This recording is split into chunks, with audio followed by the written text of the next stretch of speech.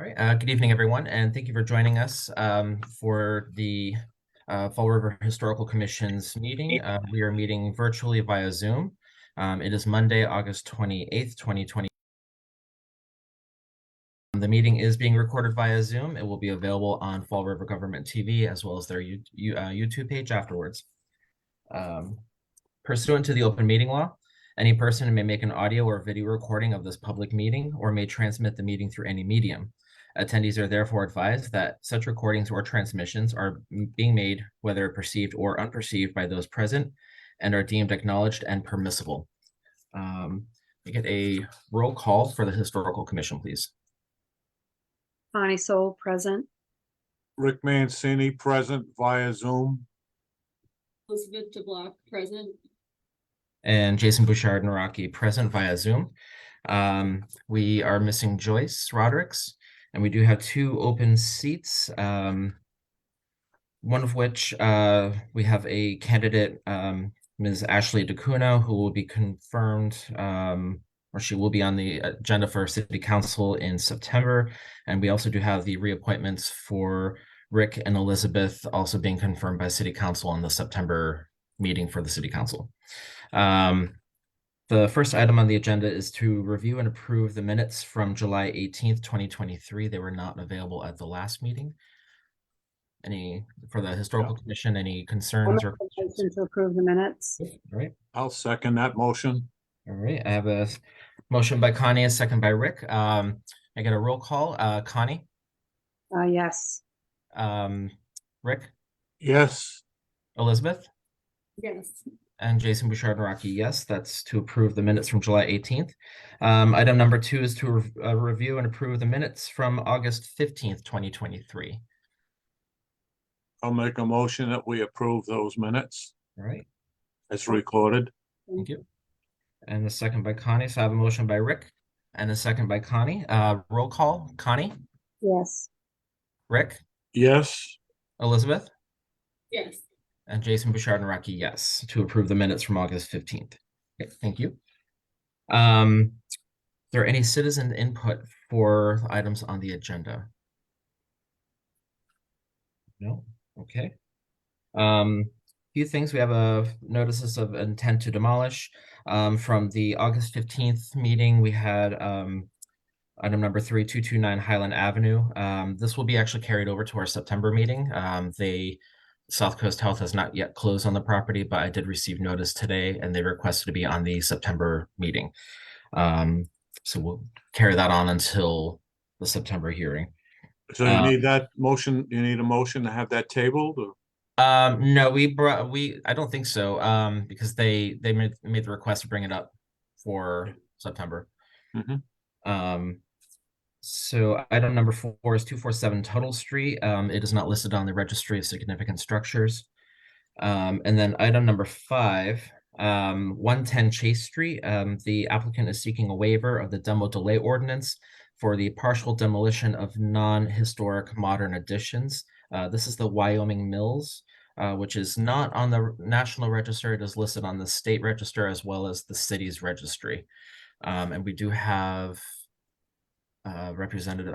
We have Mr. Goldman from representing the ownership of the property. If you wouldn't mind just introducing yourself and stating your the company or that you're representing, please. Sure. Hi, my name is Charles Goldman, and here representing the Goldman Group. Thank you so much, by the way, for accommodating our schedule and for your flexibility in meeting with us today. So our pleasure. And if you wouldn't mind discussing what the additions that you are taking, if you have any visuals, I believe Alex can do a share screen if necessary. Sure. I could show that if you want. That'd be great, David, if you could share. Yeah. So, hello everybody. My name is David Sisson. I'm the architect for the project, and want to show you a little bit about what we're proposing to do over there. So, if you'll let me share screen, I will do that. Excuse me, David, where is your location? You're Yes, David Sisson, absolutely. architect from where? We're in East Providence, Rhode Island. All right, thank you. Just for the record. Absolutely. Thank you, Rick. And so the Chase Street project is located, I guess, pretty much north of Cook Pond in Fall River, and it's bounded by Broadway to the east and Sprague Street to the north, and Chase and Globe Streets to the south, and Bay Street to the west. And this is a fairly large property with what is a very large building on it. And ironically enough, it is one large building. They're all connected together. But with that said, it was built in many, many, many generations of construction. And our intent is really to remove some of these portions of the buildings to try to get back to the facades of the, in my mind, the most historically significant and most interesting buildings and expose those facades. So if we look at this building from the sky, it's sort of two bars.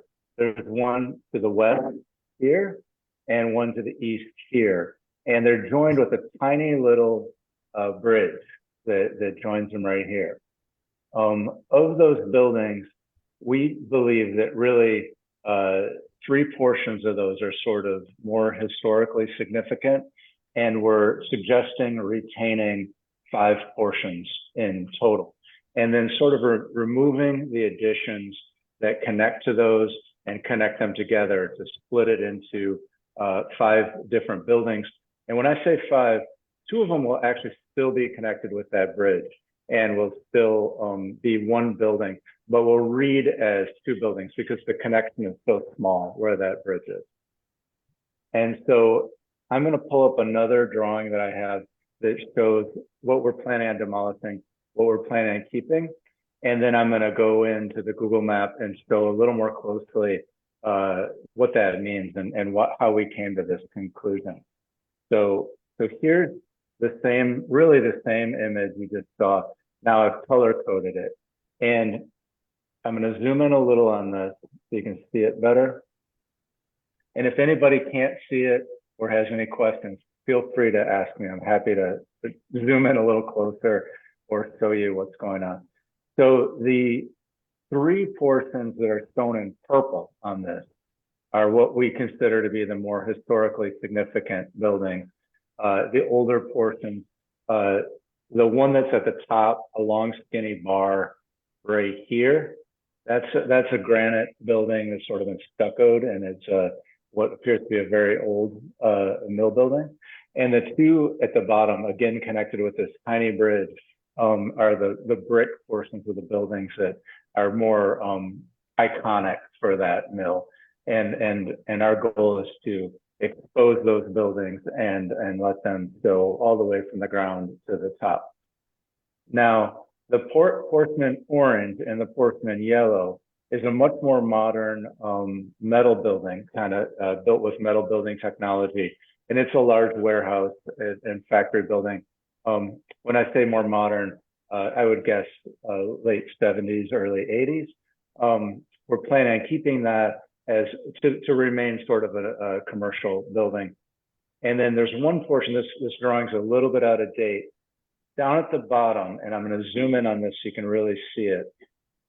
Right here, there's an L-shaped building right here. It's also that same metal building technology. And we're going to keep that, and that'll actually be part of the apartment complex. And we'll have a little bit of commercial component too. Now to tell you a little of our intention, those metal buildings, and there'll really be 2 metal buildings, an L-shaped one that's orange and yellow here towards the top, and this L-shaped one, the smaller green one towards the bottom. Those are going to be completely renovated. The facades of those and the roofs are not in very good condition. The one at the bottom and the one at the top are sort of covered with small additions around them. And so when we take that all off, there's not that much left. We have to do a bunch of structural repair and facade and roof repair. So our intention is sort of to to renovate those in a more modern fashion. We sort of consider those to be less historically significant. And we can talk a little bit more about what that means. And then let's drill into the meat and potatoes of this project, which is all these green portions, which is what we're intending to remove. And those are all a wide variety of construction types and a wide variety of eras that they were built in. But the majority of them are sort of lower quality construction, concrete block with wood roofs, wood framed walls, wood roofs, some metal shed, metal building technology. And there is a little bit of older masonry construction in there, which I want to talk about more specifically. So I'm going to go from this drawing into the Google map and show you what this really looks like from the ground. And so I'll drop in here up on State Street right now and turn and face the building. And as you can see that you can't see anything from this side. I'm going to kind of go down the hill a little bit.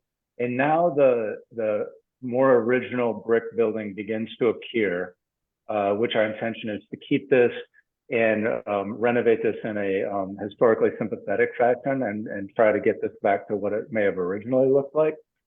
And as I come down the hill more, we still see that peeking through the trees. And I'll eventually get down to a driveway where I can kind of come into the property. And this is really part of South Beacon Street. It's really a private road down here, but it does let me get in. And I'm approaching the building, and we can see here this beautiful brick building with a lot of additions attached to it. So down on the lower right-hand corner, there's a set of, 5 or 6 loading dock bays. That's honestly a very kind of cruddy piece of construction in terms of its condition. And we want to take that off and expose the original building behind it. On the lower left-hand side, there's a sort of very similar building. Again, sort of concrete block, wood roof, and some loading docks. We want to take that off and expose that portion of the building. And as I come around the corner, we begin to see this older granite building in front of me. We intend to keep that and renovate that, but remove this little garage off the front of it. Take that down.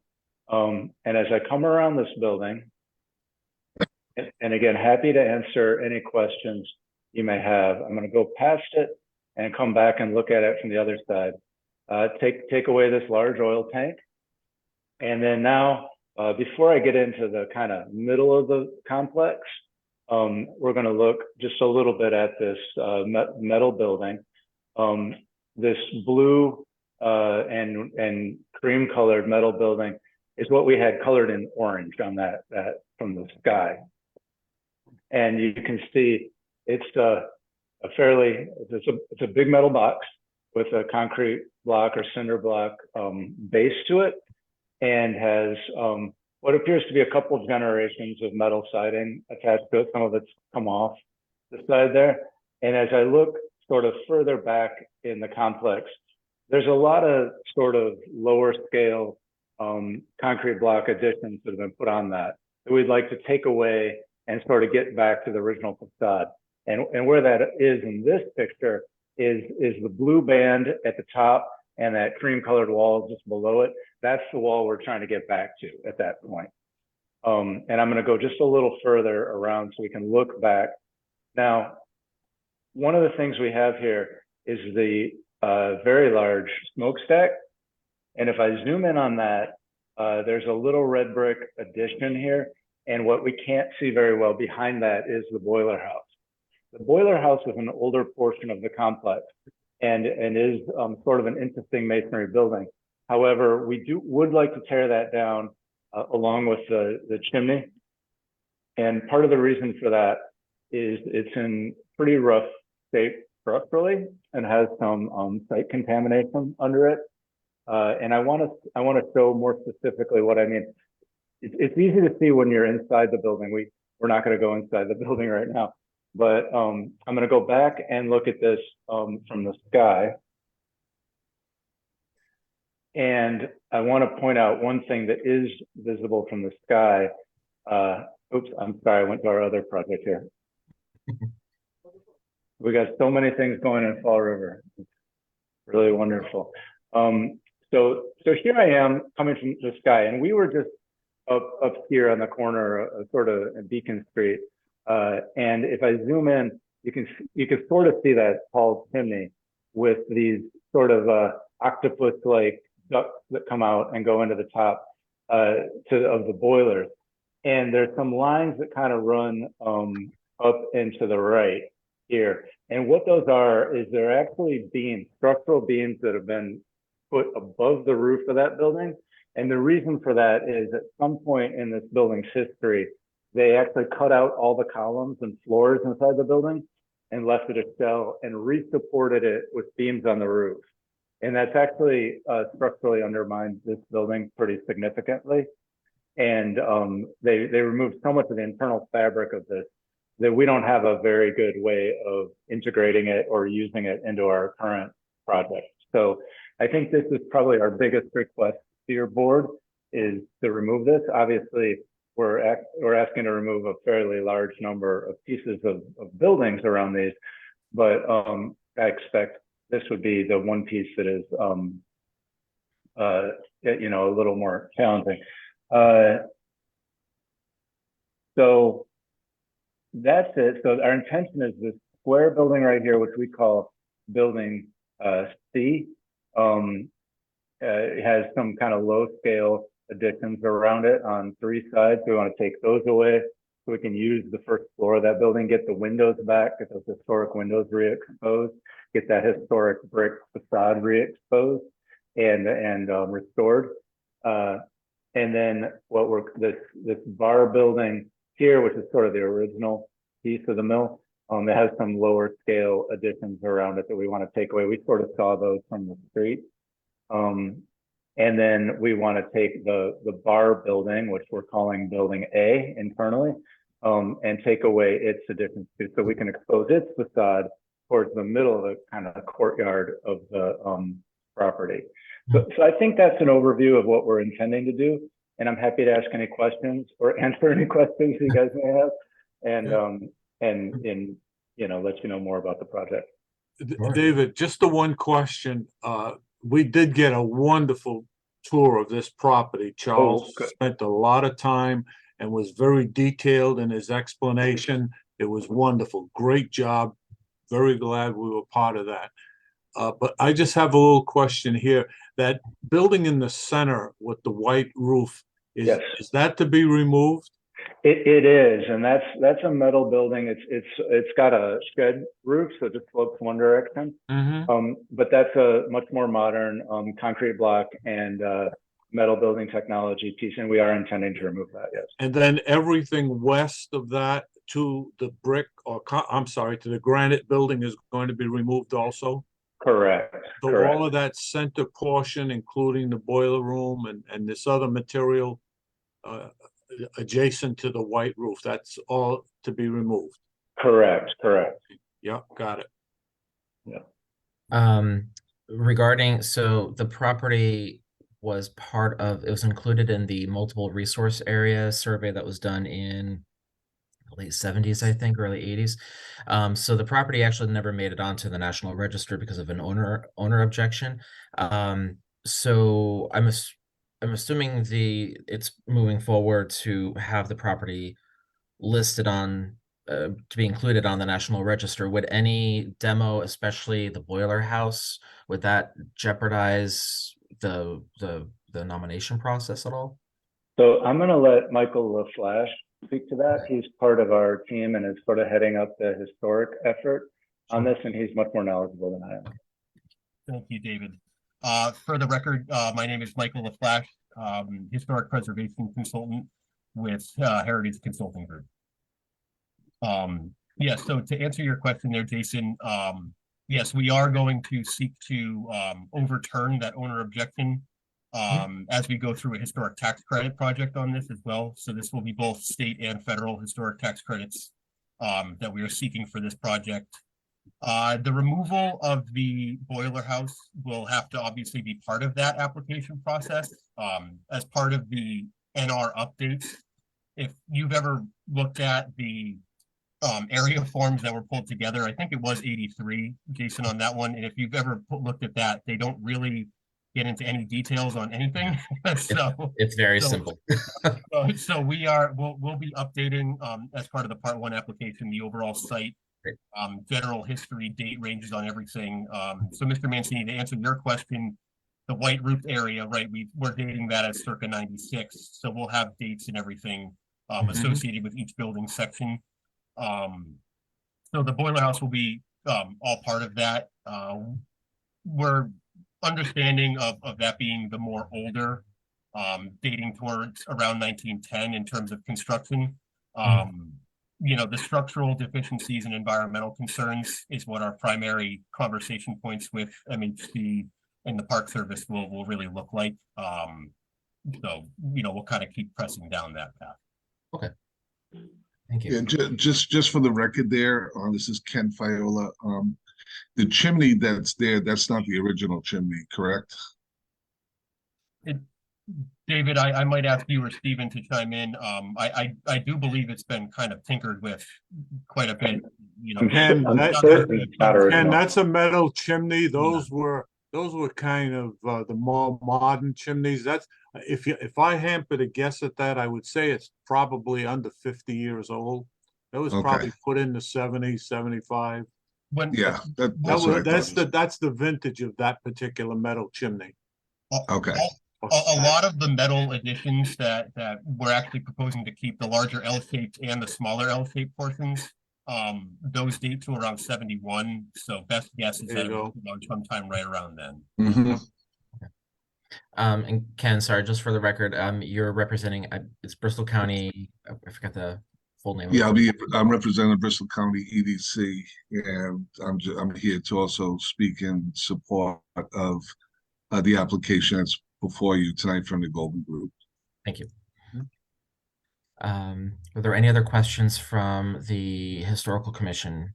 So there's Just one more question. Again, I'm all in favor. I see no problems here at all. The question I only have is the granite building looks like it's been washed over, skim coated with stucco.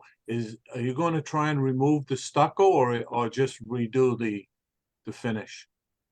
That's a good question. We haven't had any discussions about that yet. I think if we can find a way to remove it, and we would pursue that, but we haven't. I have to admit, we haven't dug deep enough into this project.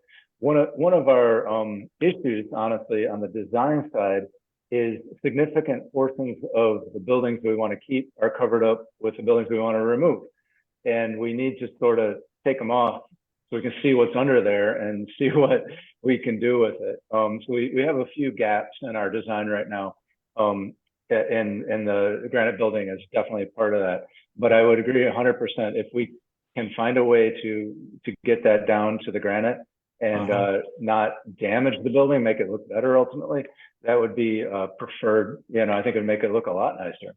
Mm-hmm. Good. And if not, we would probably try to patch what's there, at least to meet some era of its history. Yeah. And then we asked the same question to Charles also about the more industrial looking boxes, as you call them. When you repair, is the design going to be, you're going to try and change the period back a little bit, or what kind of materials are going to be put on there? Sure. So right now, our understanding of those buildings is they are metal building technology. They are a bit past their lifespan, honestly, as that type of building goes. So we're going to have probably some significant structural repair that needs to go into those buildings, which involves, we've identified rusted columns, we've identified rusted purlins and girts in the buildings, and damaged columns where forklifts ran into them and that kind of thing. And so we've got some structural repair we have to do, you know, in the primary and secondary structure in the building.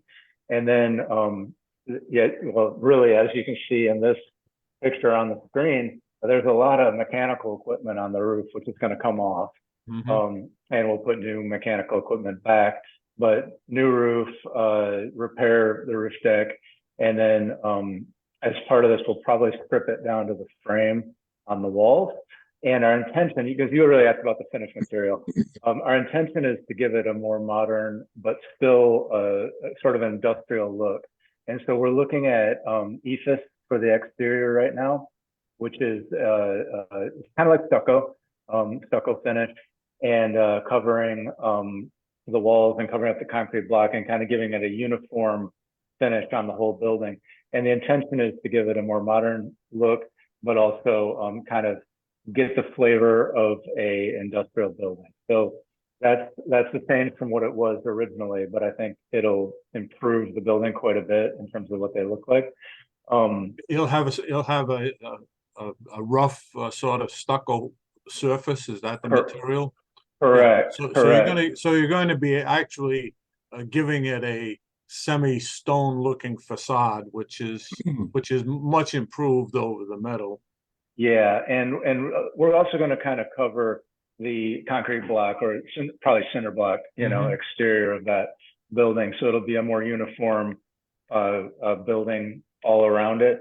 Sure. And you know, we've been looking at some sort of other buildings, you know, and how they look, and so it should be very attractive and new. The L-shaped building towards the bottom is interesting because it has another building sort of next to it that's going to go away. So there's actually we're gonna make 2 new walls in that building that weren't there originally, and it will be freestanding, separated. And where that is, right there in the middle where that building is, that's where we're hoping to put the swimming pool for the apartment complex. Okay. So this building would serve as a clubhouse for the residents, but there also would be a couple commercial spaces, rentable commercial spaces down there that we're working on integrating into the street. So we're thinking about how to redo the parking lot and redo the grading at that area so they're actually visible from the street and not, well, right now they feel like they're kind of buried in a hill, and you know they're behind the trees and everything, so you can't see it from the street. So we're hoping to make that an attractive building and change how that works in relationship to the streetscape. Thank you. Yeah, good, great. And just for the record regarding the demo ordinance, so our ordinance for the demolition delay, it doesn't indicate, the language isn't specific on modern additions versus the historic. It does regard any demolition of any historic any structure in whole or part thereof. So in this case, because the property is not on the National Register, it is on the city register, so this does fall under our purview, any partial demolitions. So that's you know, why you're here. Yeah. Any other? I would, well, any other comments? Connie, Elizabeth? Okay. No. All right, so they're seeking the demolition waiver to waive the 6 months to start demolition of the. I would make a motion that we waiver the 6 months demolition delay and I'll allow second the that project motion. to proceed. All right, so I have a motion by Rick and a second by Connie to waive the 6 month demolition delay. I get a roll call. Rick, Yes. Connie, Yes. Elizabeth, Yes. and Jason Bouchard-Naraki, yes. Right. Thank you. I will get that letter prepared for you, and I will send that over to you regarding the waiver, so that way you can that'll be used for your demolition permit. So that will waive that. Thank you so much. Of course. And I must say, I'm looking forward. I've been previewing the Flint Mill area, and I'm really looking forward to getting a good purview of that whole facility. That's going to be another amazing project. That is one huge complex. So that's coming up. So we're almost there. Oh, is it? Oh, it's coming up now. Sorry about It's that. well I coming jumped up. the gun. I should be Couple, reading my yeah, I'm just notes. going in order of the agenda, but yeah. Did I keep my screen share on here for you guys? Sure. Okay. All right, so let's see. Under correspondence, we have this is item 6 on the agenda. We did receive a correspondence from Nelson Vasquez on August 15th, 2023. It is regarding the request for the endorsement for any proposed renaming and rededication in honor of Jean Baptiste Lepage. This was a topic that was brought up at our August 15th meeting. So from Mr. Vasquez, dear members of the Fall River Historical Commission, I am writing to kindly request your endorsement for any proposed renaming and rededication in honor of Jean Baptiste Lepage. As we all recognize, Mr. Lepage's contributions to our city and its history are paramount, and such an act would be a fitting tribute to his enduring legacy. Moreover, while discussions and speculations have their place, it is essential for our community and its future generations that we have a clear, concrete plan for this proposal. The city's residents deserve certainty and clarity in honoring one of its most significant figures. Your endorsement and guidance would not only give this initiative the credibility it requires, but also inspire trust and enthusiasm among the community members. I genuinely hope that the Historical Commission will support our endeavors to appropriately commemorate Mr. Lepage's legacy. Thank you for your time and consideration. Sincerely, Nelson Vasquez. And his address is 210 Sunset Hill in Fall River.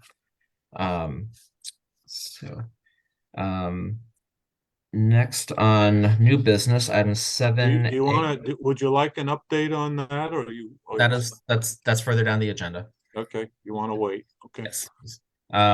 So next on the agenda, 7A, we have the Goldman Group requesting letters of support to be included in historic tax credit applications. This is for the Wyoming Mills that was just presented at 110 Chase Street. And again, just for the record, to introduce yourselves and your involved, the company that you represent, please. That me, Charles? Yeah. Whoever wants to talk. Michael LaFlash, Heritage Consulting Group. Yes, greatly appreciate the opportunity. Not entirely sure how much in depth or how much more you want me to talk on Chase Street, but happy to answer anything. Regarding the proposal, what is being planned for the complex? So we've already discussed for the past agenda item regarding the demo waiver. So this would be regarding what the future plans are for the project. So for the project, we're looking at a residential, primarily residential, I should say, rehabilitation. The 3 main buildings that we previously presented upon, the granite building and the 2 brick mill buildings, will all become multifamily apartment units throughout. Then resident amenities will be located up towards that planned south side where the pool is going, with commercial uses in that larger L-shaped building. As part of the project, we're looking to restore and kind of rehab a lot of the masonry components. And we will be looking to incorporate a lot of the industrial character that you find throughout the 3 primary buildings, including wood floors, wood ceiling structures, wood columns throughout, as well as historically appropriate window replacement and door replacement. Excellent. And in terms of the windows, because I think the vast majority of the windows on the structure are replacements. Do you have any historic references of what the windows look like? So the what is historically known as Mill 1, and we call David Building B if you want to throw the mouse over on top of that. At both Buildings B and Building C, I should say, which is Mill 2, the more square-shaped brick building off to the right, the 2 of them have pretty much no historic windows whatsoever. If they do, they're hidden dark and deep in the recesses of the buildings. For Mill 1, what you're looking at now, we do have some historic plans dating to the 1890s that show the original window and door configurations, and that's what we'll be looking towards to match and provide the historically appropriate. For the brick building behind it, we have not located historic photos as of yet or anything along those lines. That comes about 10 years after the larger brick building you're looking at now. Seems as though people at that point in time kind of forgot about it, but we'll be looking to kind of do something similar, I would imagine, in the window openings, as they are somewhat similar in their size and dimension. Multi-light configuration, double hung most likely, or some sort of pivot and awning system. At the Granite Building, there are some historic windows left inside there. Multi-light wood double hung configuration on those as well. What you're looking at now on the exterior are not historic windows. The stair tower, David, I believe, has one. Yes. That would be more in line with what we're looking at replacing with. So we're going to use the existing as our launching pad. Great. And how many units altogether, or residential? We're right now at 197 units total. Oh, okay. It's a bit of a moving target, but that's going to be really, really close to the number. Excellent. And you said commercial, so that's in the back area in the modern that area? That's correct. And what type of commercial, just out of curiosity, are you aiming for? I'll let Charles Goldman speak to the type, but for this area, this is about an 80,000 square foot building, and our intention is to divide it to 4 units, approximately 20,000 square feet each. It's a little hard to comment on the tenant without having tenants already in place, but we expect light industrial use. Okay.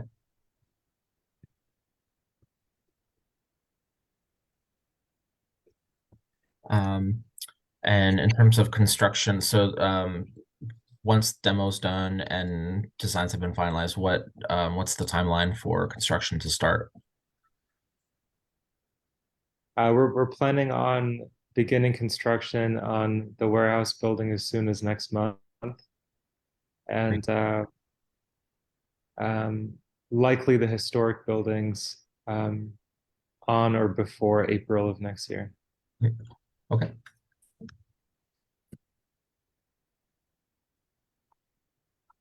And as with all good planning, there'll be greenery put in place. Oh, definitely. That's very important to us. Mhm.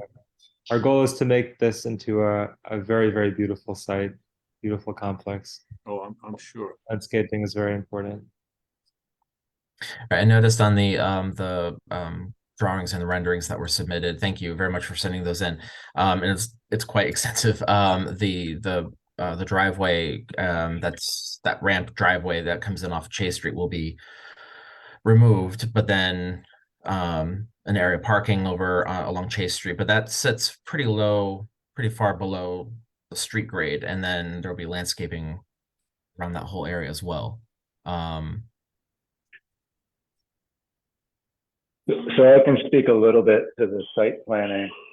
So right now, from the Chase Street side, it's accessed through 3 separate driveways. One comes in right here, and it comes kind of down into the site off of Chase Street, almost where it intersects Globe Street. There's another short driveway just off Chase, which is really more of a loading dock, right, to that end of the building. And then further down, South Beacon intersects Chase. And our intention is to reroute that driveway that intersects Chase and Globe and bring that up more almost where that loading dock comes in right now. And the intention that Chase Street slopes way down from Globe Street down to South Beacon. It's a pretty significant change in grade. And our intention is to grab some of that lower grade and then come back into the site and kind of swoop down to the lower level a little more gently and have some parking lots that are not as high in the air as they are right now. And part of the intention of that is just to make it more accessible to the residents and also to the people who are using this L-shaped commercial building, because there will be a bit of a commercial component at that end of the site. And then we're probably going to reroute the end of South Beacon Street, because keep in mind that is private property. It's not a city street coming through there. A little further down State Street, almost to King, and that's to help lay out the parking. Okay, great. And then the other end of Beacon Street, it does eventually become a public street, and that'll remain in its same location, of course. Okay, great. Anyone from the Historical Commission, any questions regarding? The renderings certainly help. Thank you very much, because there's a lot between the demo and some buildings being retained and the remainder of the historic portions being rehabilitated. So, any other questions? They're seeking a letter of support. No, I think it's great. Excellent. If you want a motion, I'll make a motion that we get a letter of support out. Thank you. I'll second that motion. I have a motion by Rick and a second by Connie to approve a letter of support for the tax credit application, the letter of support for the tax credit application. So roll call. Rick? Yes. Connie? Yes. Elizabeth? Yes. Jason Bouchard and Rocky, yes. Great, thank you. And then let's see, from the same group, item 7B on the agenda is regarding a letter of support for the tax credit application for Flint Mills at 135 Alden Street. Thank you very much, by the way. Thank you very much. Oh, you're welcome. Similar request in similar general scope at this wonder here. And Mr. Mancini, you are absolutely correct. That granite face on this is something spectacular. We're all very excited about this project. Residential rehabilitation again, at what are technically 5 or 6 buildings at this complex. Each of the 3 rectangular sections that you see, the primary ones that are 5 stories, 4 with a basement. That is, those are all going to become residential apartments. Yet again, I'll let David chime in on the full amount of units here. Within the center where you have the boiler house, there's also a 4-story pass-through that connects the upper building to the lower building. So each are fully interconnected with one another at the moment. Those will all kind of fall into the same line here during the project. There's also a boiler house up towards the front, which is where resident amenities will be. I believe a restaurant concept is involved there. Right where Alden Street kind of hits a curve is a 1-story office building that matches the general appearance. That too will be part of the project, brought back to life there as well. And I believe that one is meant more so for commercial, but that is lagging behind ever so slightly in terms of its design and fit out. As you can kind of see, there's a bit of a hodgepodge when it comes to the windows at this one. There are many extant historic windows, but generally none of them survive in any kind of usable condition, unfortunately. There's also a number that have been infilled with CMU block and smaller aluminum or vinyl windows. The windows will all be kind of brought back in their original configuration and reincorporated with the whole complex. At the interior, again, historic wood flooring or wood ceiling structure will both be kind of retained and exposed, and historic columns all maintained and exposed throughout. Did you say you were going to maintain the existing ceilings? Wood structure? Yes, yeah, that's part of the proposed scope Yeah. now, and I'll let David chime in if I say anything wrong here. But I believe the plan is to kind of repair and replace the flooring, and then maintain that historic ceiling structure as part of it. So that way, when you walk down the halls, you can see that. How many units for this one, out of curiosity? I'm trying to remember. I believe we're around about 400 for this property. And Steve Dargo on my team's on this call. He might remember better than I do. But I'm pretty sure around about 400 on this site. I think That's it's impressive. around I mean, it's a 400. giant, it's a giant structure. So, okay. That's, and in terms of the work, so nothing's being demolished on the building. And the property is on the National Register. That's basically the last one in that neighborhood, really, that has not been rehabilitated. Yeah.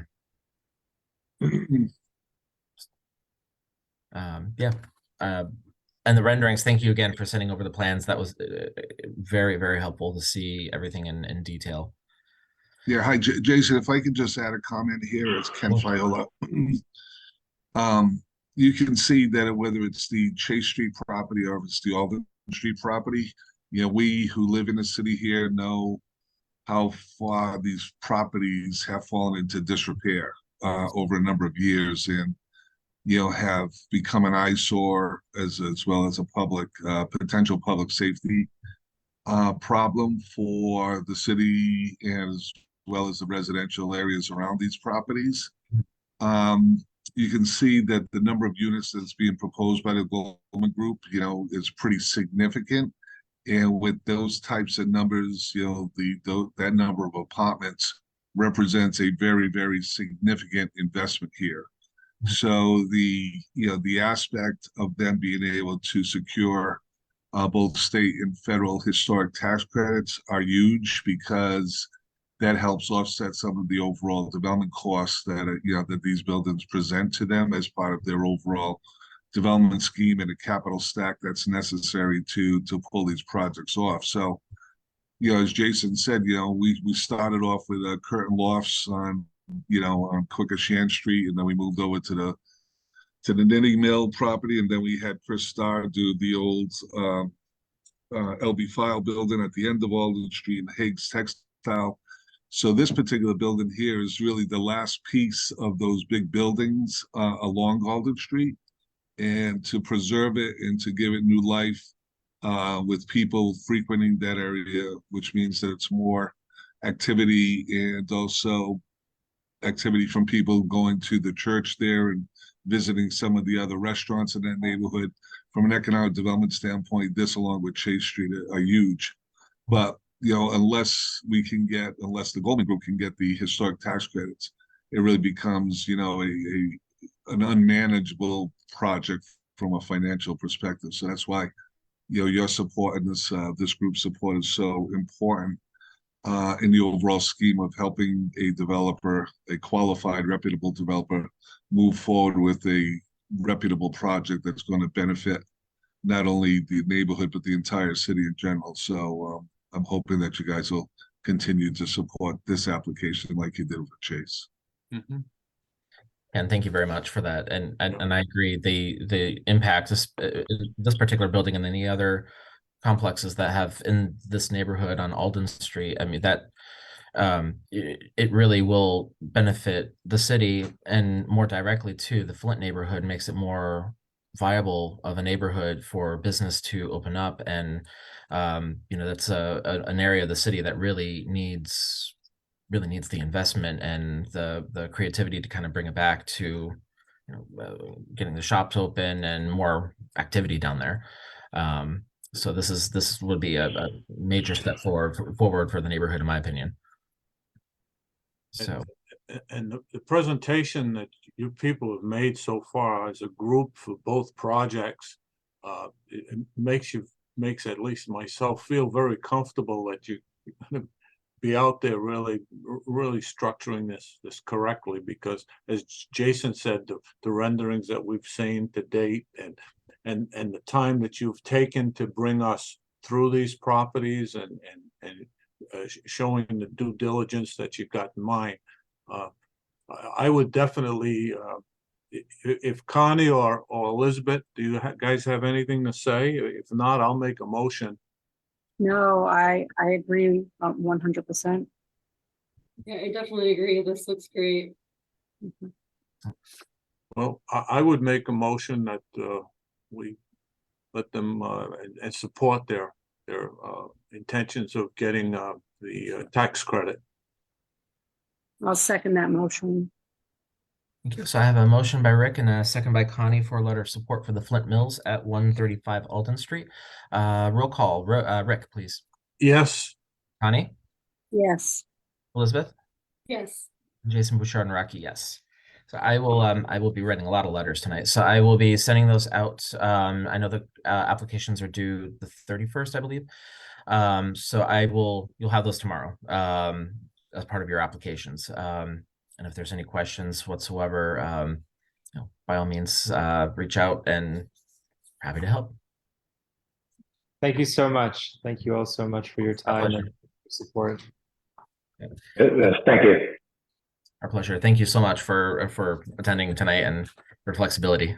Yes, thank you. Thank you, everyone. Appreciate it. A pleasure. Thank you, Ken. Thank you, Ken. Thank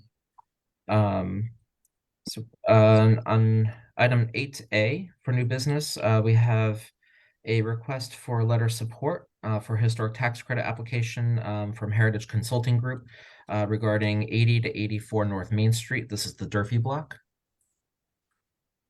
I'll stay right on here, and I promise I won't bother you all that much longer.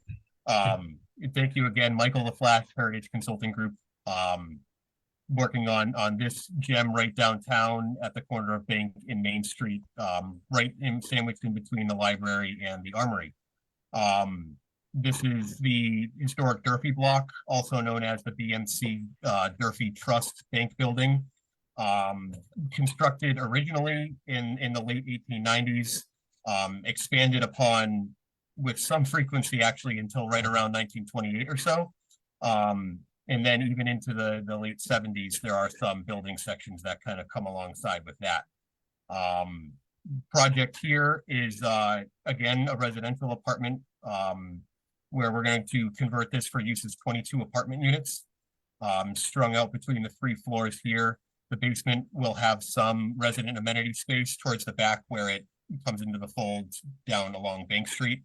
The remainder will kind of carry on. Historic finishes throughout will be incorporated and retained where they do exist. Right behind these windows is the area of the former banking hall. There are some wonderful columns that remain in there. They were encased sometime around in the 70s. We're going to break those casings off and restore those historic columns and reincorporate those. Something we're all very excited about when that finally does happen. At the exterior here, it'll look more or less the same as it does now. The upper floor windows that you see are not historic. Originally, those were 1/1 windows. We will be going back to that design there. At the ground floor, those windows, the steel multi-lights, will be replaced with an aluminum that enables us to have emergency egress through the side lights, as I kind of have been calling them, off to the 2 sides there. But the general appearance will remain the same. Yeah, that's I think that's the gist of it with this one. Are the windows going to retain their either brown or black nature? I believe, yes, the black, especially at the bottom ones. To be honest, I don't believe we've talked about the upper floors and what the window color will look like at the exterior. I would imagine it might be a similar to match that first floor, but I'm not entirely positive on that. Okay. No exotic pink or anything. I've often wanted to propose something like that just to see the response we get, but I'm not so sure I'll get many takers there.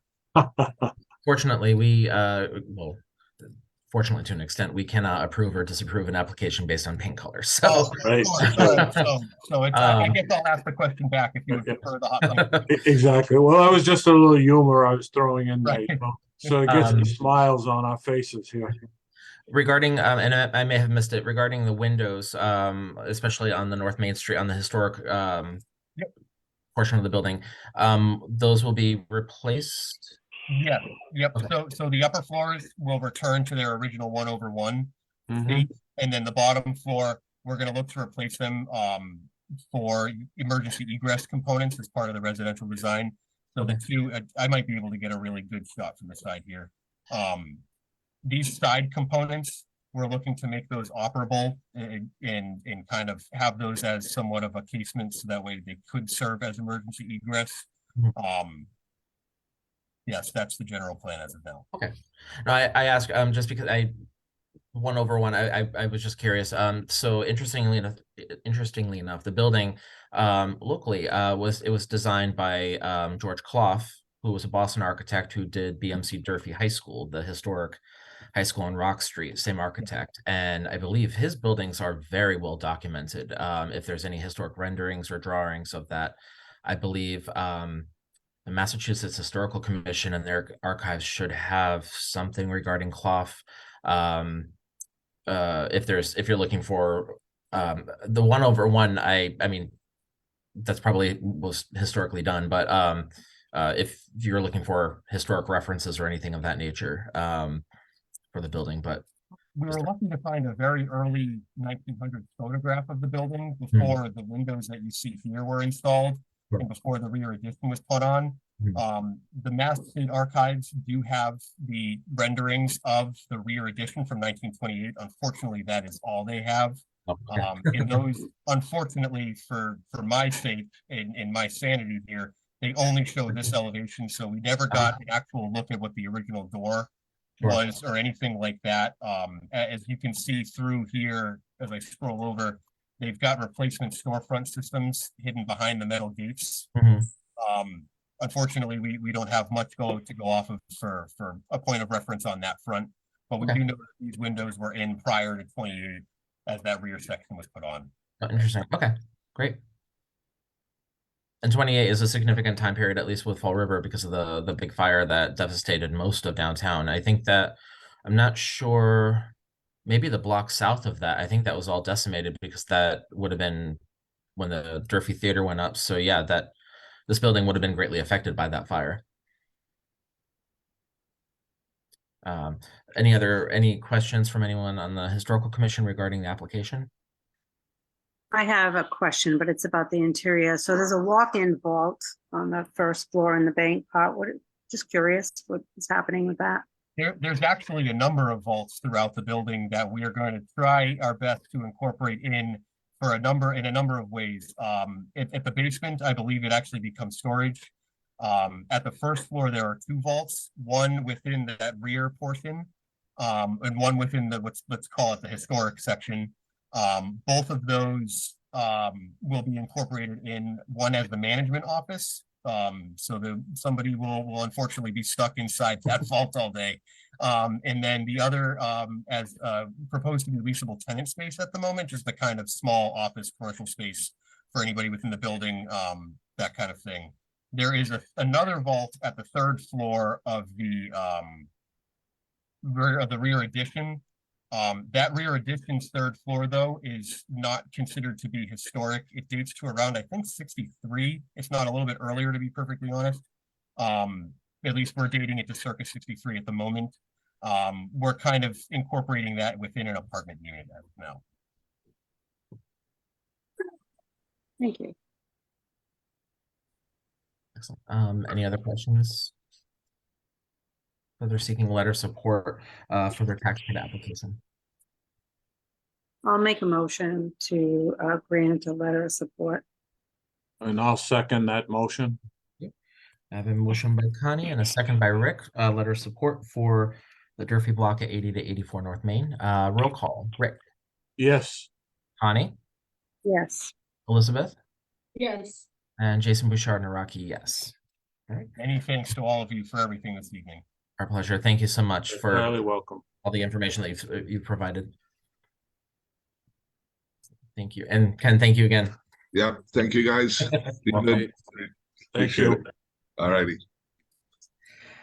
Item 9A, this is a request for a letter of support to be included in an application for Community Preservation Act grant funding. This is the George Hawes House at 229 Winter Street. The property is a contributing structure on the Highlands National Register Historic District. I believe we have Eric, if you wouldn't mind introducing yourself and stating your name, address, and how you're Sure.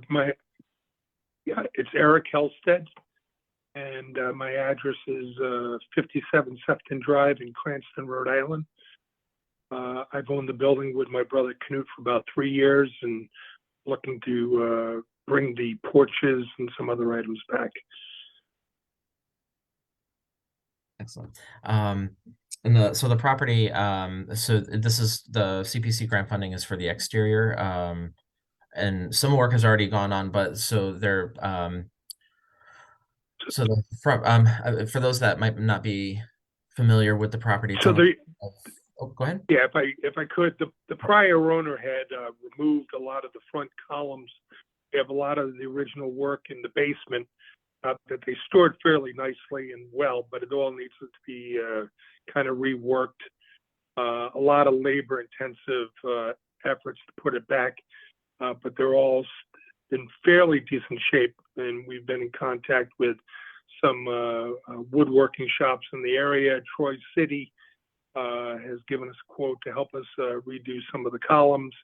Any of them need to be rebuilt, but most of them, they just need a lot of labor intensive love, put them back, to bring them back, and hopefully we can get the porch back to where it was originally. Excellent. And so the property is currently multifamily. Multifamily, it's always been rented, good tenants, they love the building.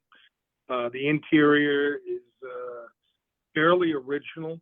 It was probably cut up in the 70s as a multifamily. Original wood doors and staircases and all that are in very decent shape. It was a funeral home for many years. I think they took very good care of what was there. And then after they left, I guess it was cut up into a multifamily. There's an original elevator that's in the basement that goes from the basement to the third floor. It's not really workable, but it's there. All the components are there. The last time it was used was in like 72 or 73, I think was when it had a inspection to it. Pretty interesting inside. It's the exterior. It's one of those. Fall River has a wonderful collection of Second Empire. It's like a more of an eclectic Second Empire Italianate fusion that the house is. Yep. And there's several around the corner on Rock Street. There's the giant one on the Stafford House on Locust Street, which is kind of a diagonally behind the rear of the house. So there's there's a great deal of detail on the exterior of that house that's been retained. And so the application, so this will be for, you're not doing the windows yet, or we're not. We met this morning. I met Jason this morning and just kind of gave him an overlook of what we're looking at. A lot of the windows have been done with vinyl windows prior to our ownership. And there's still a lot of original windows, but we really never even thought about that effort. Maybe at a later date, we could look into, because I guess this application has to be in before this weekend. And, for working on the porches and the exterior, but perhaps maybe next year we could work in perhaps with the windows. A lot of them are still original with the weights and all that stuff. Original glass. Excellent, thank you. Are there any questions from anyone on for the Historical Commission? No questions. Okay. No, not at this point. But most of us are familiar with that building, and we've seen the purple siding and things of that. The purple paint that was put on, which is actually kind of distinguishing. Yeah. Well, now that you mentioned it, is that fair? Do you like that color? Or we saw a couple in the area that were painted that color, and we thought it kind of looked good. But what happened last year, we had a contractor we were working with, and we really didn't like the quality of what the work he had done on that one side. So we just kind of paid him off and sent him on his way, and we stopped at that moment. So, but I mean, if you have a suggestion, we're always open for suggestions. So we want it to look nice, Yeah. It's a beautiful house. It really is. And I appreciate that you're taking this on to restore it. Yeah. It needs a lot of work. You've got a lot of love. Got your hands full. You talk about TLC. Oh my gosh, it's got a double T to it. Wow. Right. Don't discourage him, Rick. No, it's I've been it doing is this a long fantastic- time, but It is a beautiful building. It is a fantastic house. Yeah, and I remember when the paint went on onto that one facade. I remember driving by and I stopped. I slammed on the brakes. I'm like, oh, look at that. I mean, just the white paint makes that trim pop. It really looks Yeah. great. right. Yeah. So excellent. So- And you did send, I did scan over the packet that you provided. I sent that to everyone this morning to review. It just had And I the dropped it off to Sandy's office today excellent. after we spoke. And so she has that. And so we're looking for a letter of support to help us with the exterior porches and siding and that sort of thing. And what's the intention? Just, it's just an additional question, but what's the intention of the windows at this point? It's a mixture of some of the original and some modified.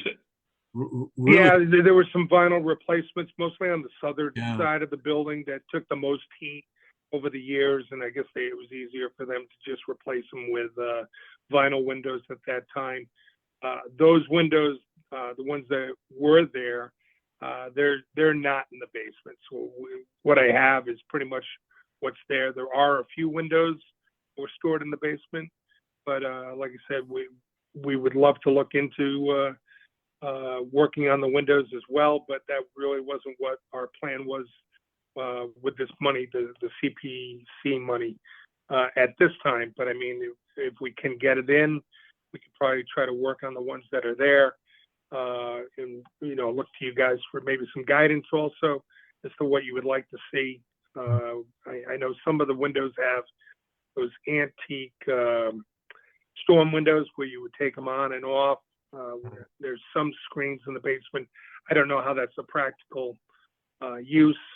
Maybe a nicer storm window to go over the original windows might be something down the line. But here again, we're open for suggestions also.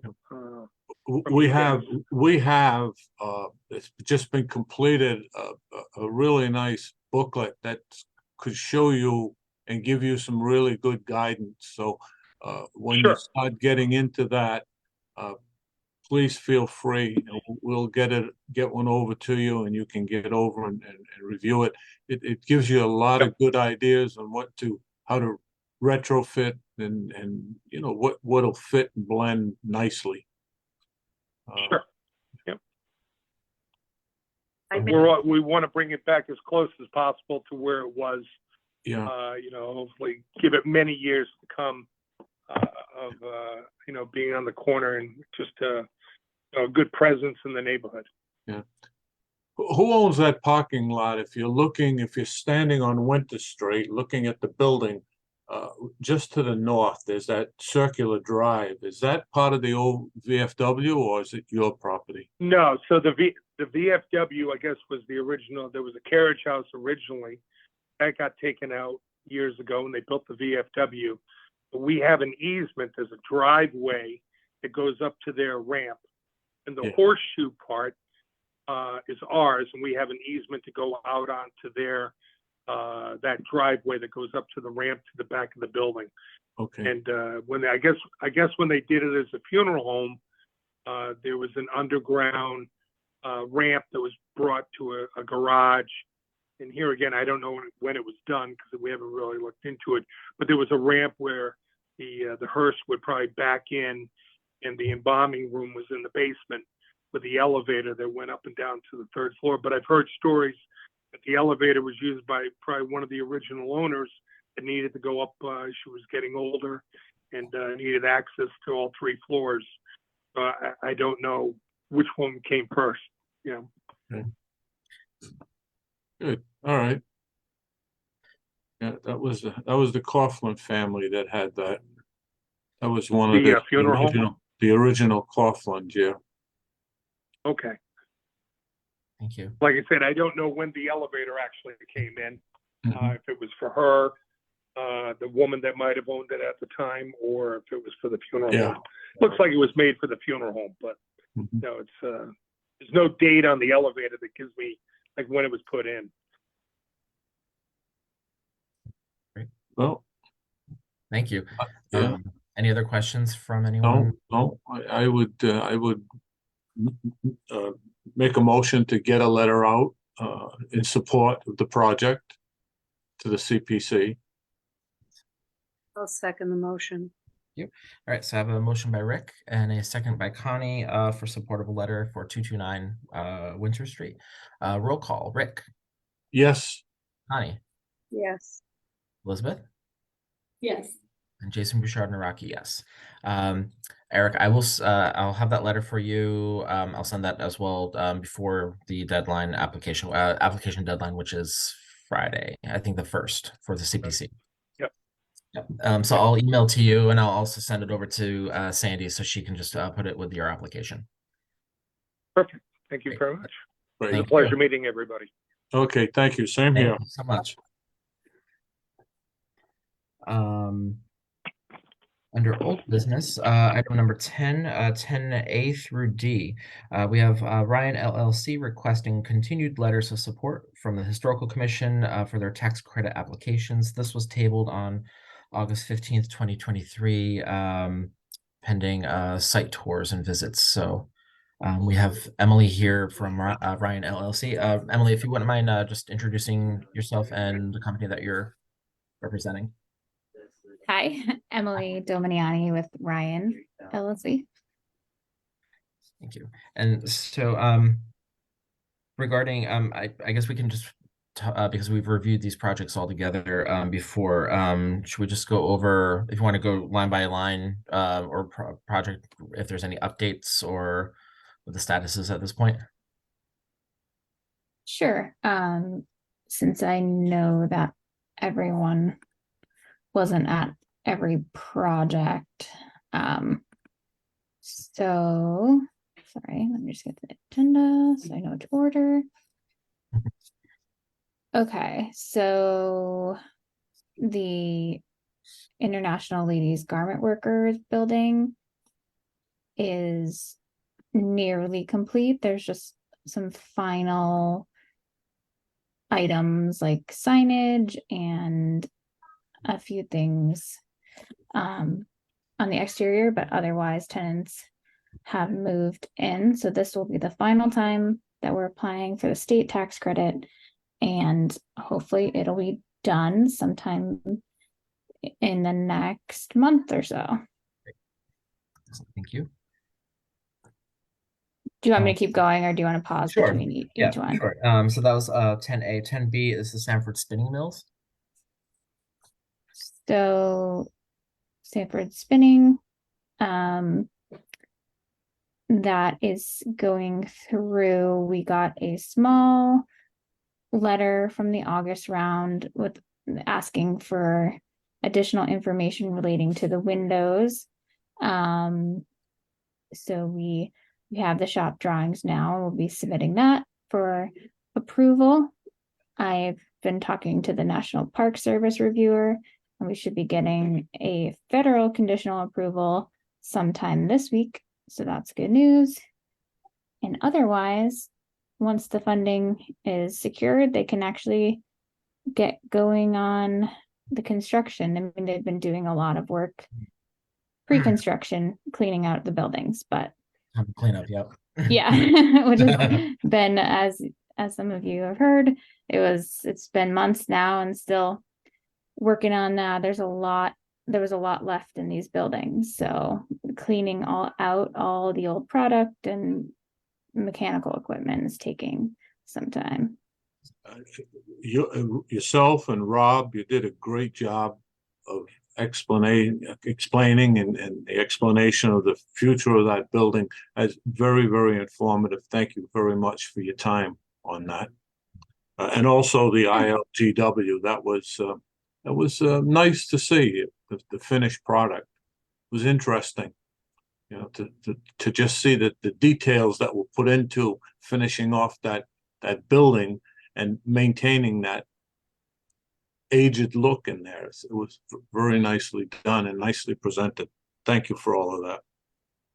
Yeah, you're welcome. It was nice to meet in person and get to see some of these things. And obviously you experience the building differently when you're at at it rather than just Yeah, seeing.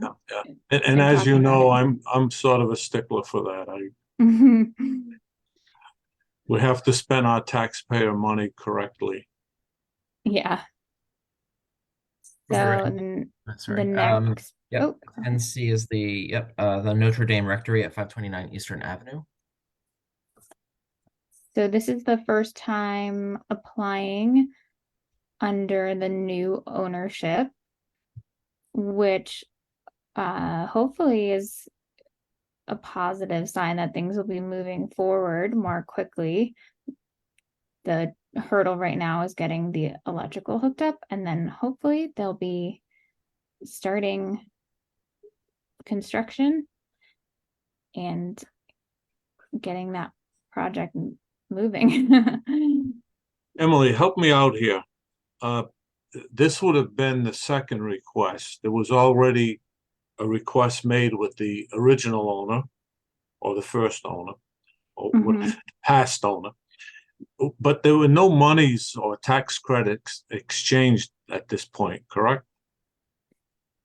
So the previous owner has received a few allocations from the state, and they have NPS approval for the application. So the current owner took over the project using that application and is going to continue to collect allocations with that same project. Okay, so the past owner did receive some funding of sorts. Yes. Okay, And that is transferred in the sale. okay. Oh, I see. Okay. So they just turned the money back into the new owner. Yep. Okay. Well, nothing's paid out until the project's completed anyway. Yeah, exactly. So it's not money yet. Oh, all right. Well, But that was the- my point. Exactly. All it is here's what you're going to receive. We're going to give you this much, but the project has to be what, totally completed before the monies are allocated? Yeah. Ah, okay. That's what I needed. Mhm. Thank you for that clarification. And then it's not paid out all at once either. It's up against their income taxes, so it's over a period of time. Thank you, Elizabeth. Okay, thank Yeah, you. I paid attention to the For the Yeah. clarification. Thank you. Any other questions on Notre Dame? 10D is Union Belt Company at 66 Troy Street.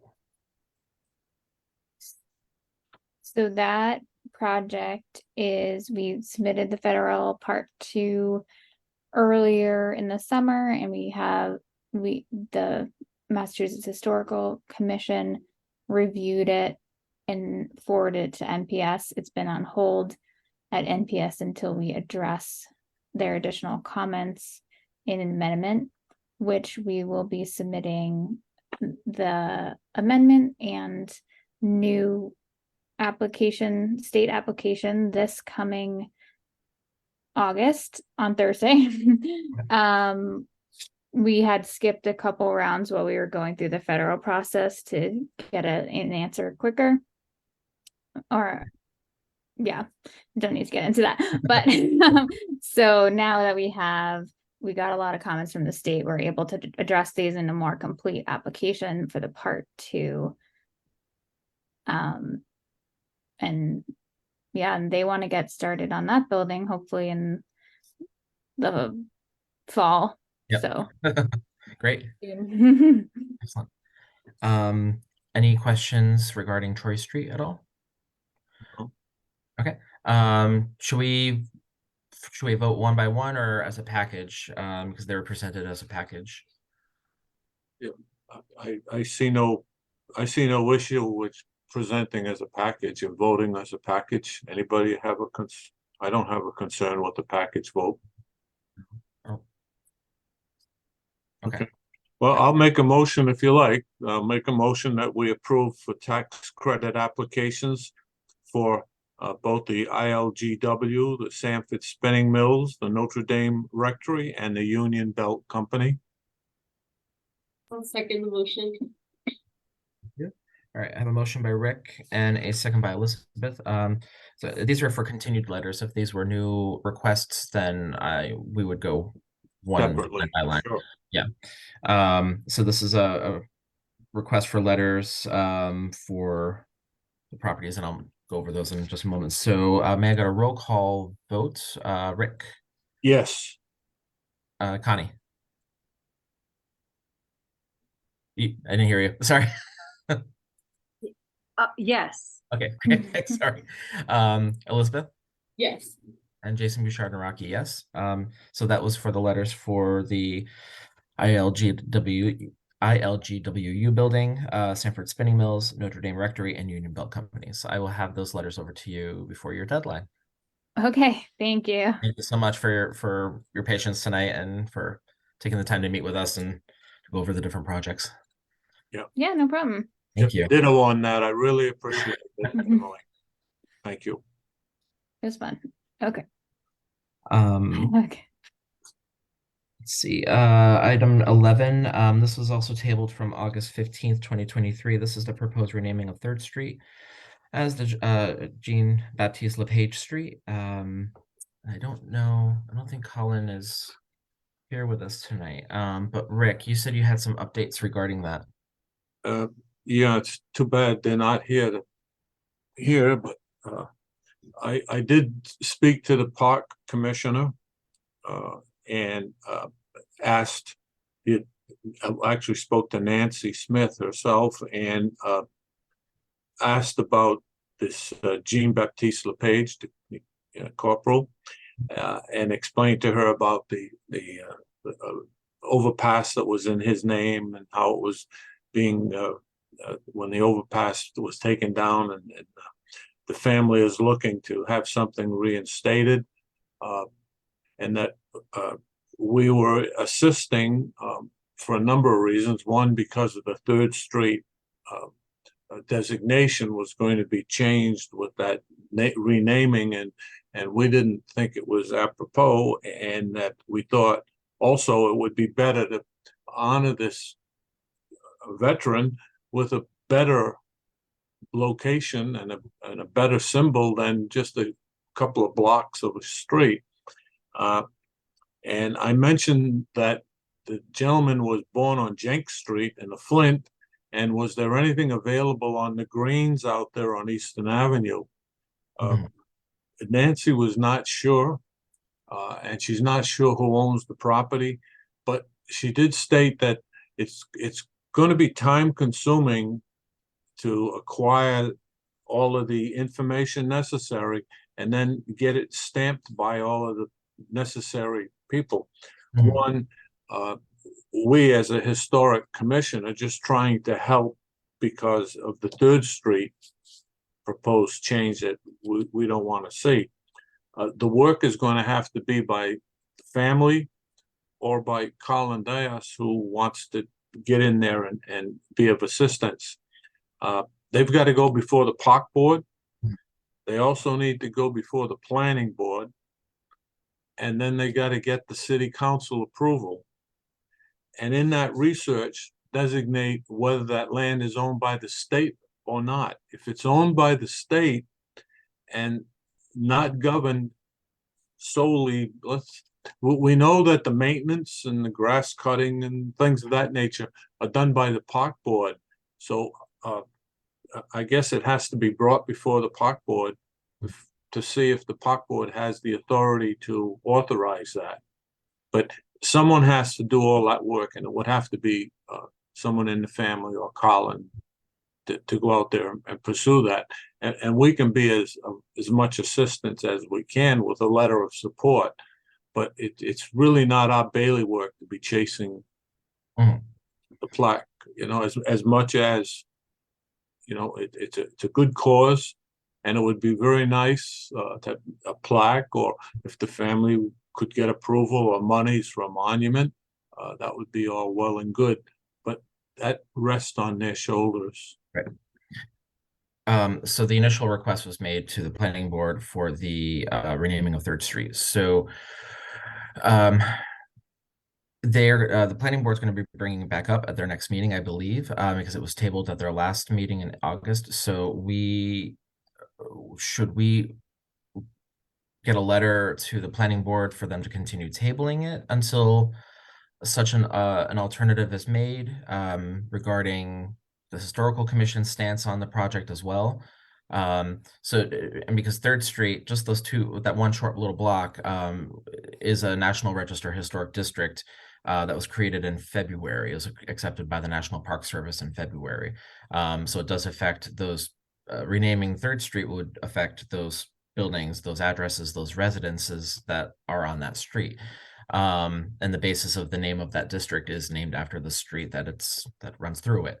So would we ask the planning board to table it, or at least find an I would recommend that we again appear before the planning board at their next meeting and ask to have it tabled again. That's going to keep it active and open until the family can do all of their research and get all of their information.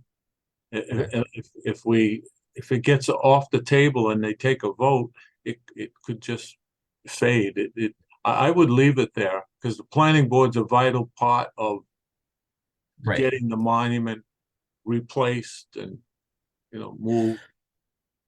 So could we produce a letter from the historical commission to the planning board, one requesting them to consider an alternative site, should get tabled, and two, offering our support for any potential letters of support that may be necessary for any alternatives that are sought. So I think we should have a letter at least approved, because we cannot appear representing the historical commission unless we have the vote by the board. Right. So would you like a motion to that effect? That we write a letter in support of Corporal Jean-Baptiste monument being relocated, or another historic site for this monument, and ask them to ask them to, I guess we should table it. Yes, ask them to table it again, and that would keep it active until the family was able to get more information. Yeah, I would make a motion to write a letter in support. I actually second that motion. I have a motion. I feel that it's really a shame that it's falling on the family, or, to do this legwork. Not that it's our responsibility, but I mean, his memorial was knocked down, and so now they have to do all like this legwork. I understand what you say in the park board and stuff. I just feel like it's a shame that it's falling on them. Well, I could add clarity to that. I'm sorry I didn't, Connie. I guess I didn't give you all the information. The planning board has the monument. And are you familiar with the overpass that's going in across from the Cove Restaurant? There's a new overpass going in. What they're going to do is they're going to create 6 locations within that overpass. And one of those is presently designated for this plaque, which is going to be in 26. And they're saying, well, maybe they could have another location than just under an overpass. So the planning board has a location. They've got a purpose in mind. They also mentioned that they didn't mind looking for another location because there's going to be some greenery on this new 16 acres that's being developed. There will be some locations, some greenery locations, and maybe, no promises, but they said maybe there would be a spot that they could allocate. So the planning board has it under control. It's just that the family is looking to do something a little more quickly and maybe get it in another location rather than under the overpass. Am I correct, Jason? You were there. Right, Also. yeah, the plan was to put relocate the memorial because there's another gentleman that had a bridge named after him that would be going into a memorial underneath the overpass that's under construction now. So and which I don't believe was known at the time, but the landscape architect representing the planning board who's involved with the Route 79 project informed the board that there was a relocated memorial being placed. So if we did nothing, I guess the memorial at this point would be, if I understand correctly, would be placed under that overpass in 26. Correct. But in the meantime, so just in the meantime regarding 3rd Street, like I said, the planning board will present it. So I think we should at least let the planning board know that there is an effort to create a different memorial that should take Third Street off their radar, because it will affect that district, and maybe requesting that they work with the petitioner who is seeking the name change and including the family as well, because Mr. LePage's descendant appeared before the planning board, and he wasn't even informed of the whole change either. So we would have to speak with Colin Dias, ask him to be present to ask for that to be rescinded. Sure. So we can table. So what we can do is we can table this again, and I can invite Mr. Dias along with Mr. LePage's descendant, and that way we can have a conversation as a board, and then figure out what needs to be done with the planning board, and then any future memorial. Okay. Yeah, good choice. Yeah. Is that clear, Connie? I'm sorry I didn't mention the other part. No, it's fine. All right, so we need to get a vote to table. Yes, we do need a vote to table. Okay. Okay. All right. I'll make a motion that we table this discussion regarding Colonel Jean Baptiste, and table the motion. Boom, table it. All right, thank you. I'll second that motion, but I'm just concerned, did we have a motion already on the table? I think we didn't. That was for a letter to the planning board to table that matter. So, but we didn't get a vote on it. So this is just a vote to table this item agenda until we can get Mr. Dias and Mr. LePage back to have a conversation with our board. Okay. Okay. All right. So I have a motion by Rick and a second by Connie to table this item. Roll call. Rick. Yes. Connie. Yes. Elizabeth. Yes. Jason Bouchard-Naraki, yes. Okay. Great. The original motion, do you want that rescinded? Yes, let's rescind that. Okay, so I'll rescind the original motion, getting the letter to the planning board. Thank you. And I'll second that rescinding of that motion. Thank you. All right. I have a motion by Rick and a second by Connie to rescind the original motion. Roll call. Rick. Yes. Connie. Yes. Elizabeth. Yes. And Jason Bouchard-Naraki, yes. Thank you. All right. Thank you. Anything for open discussion at all? We had a long meeting. I do apologize. I didn't realize how tonight was going to be long, but we have a lot of letters that we approved, so this is great. All right. So the next meeting will be held on Tuesday, September 19th, 2023. It is 7:34 p.m. I get a motion to adjourn tonight's meeting. I'll motion to adjourn. Okay, and I'll second that motion. Yeah, motion by Connie, second by Rick. Roll call. Rick. Yes. Connie. Yes. Elizabeth, Yes. Jason Bouchard, Naraki, yes. All right, thank you so much for the time tonight, and we'll get those letters out.